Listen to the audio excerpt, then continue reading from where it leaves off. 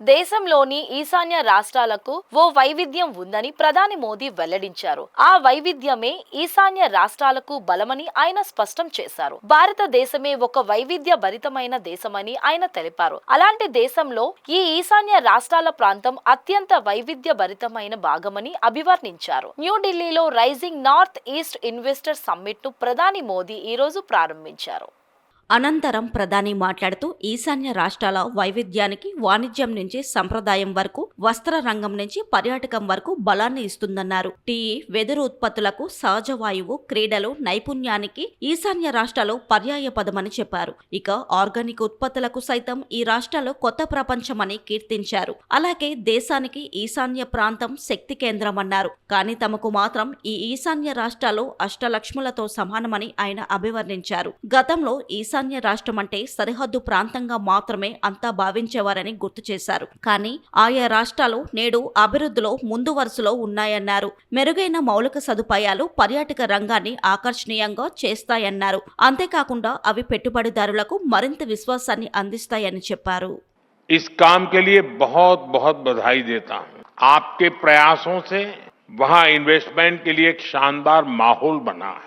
North east rising summit इसकी सफलता के लिए मेरी तरफ से, भारत सरकार की तरफ से आपको बहुत बहुत शुभकामनाएं देता हूं। साथियों, भारत को दुनिया का सबसे डाइवर्स नेशन कहा जाता है और हमारा नॉर्थ ईस्ट इस डाइवर्स नेशन का सबसे डाइवर्स हिस्सा है।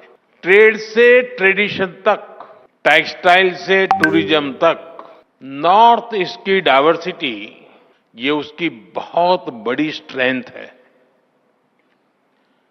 नॉर्थ ईस्ट यानी बायो इकोनॉमी और बाम्बू, नॉर्थ ईस्ट यानी tea production and petroleum, north east यानी sports and skill, north east यानी इको टूरिज्म का इमर्जिंग हब, नॉर्थ ईस्ट यानी ऑर्गेनिक प्रोडक्ट की नई दुनिया, नॉर्थ ईस्ट यानी एनर्जी का पावर हाउस। इसलिए नॉर्थ ईस्ट हमारे लिए अष्टलक्ष्मी है। अष्टलक्ष्मी के इस आशीर्वाद से नॉर्थ ईस्ट का हर राज्य कह रहा है हम निवेश के लिए तैयार हैं, हम नेतृत्व के लिए तैयार हैं।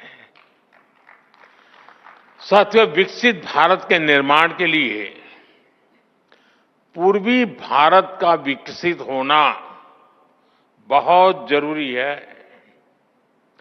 और नॉर्थ ईस्ट पूर्वी भारत का सबसे अहम अंग है।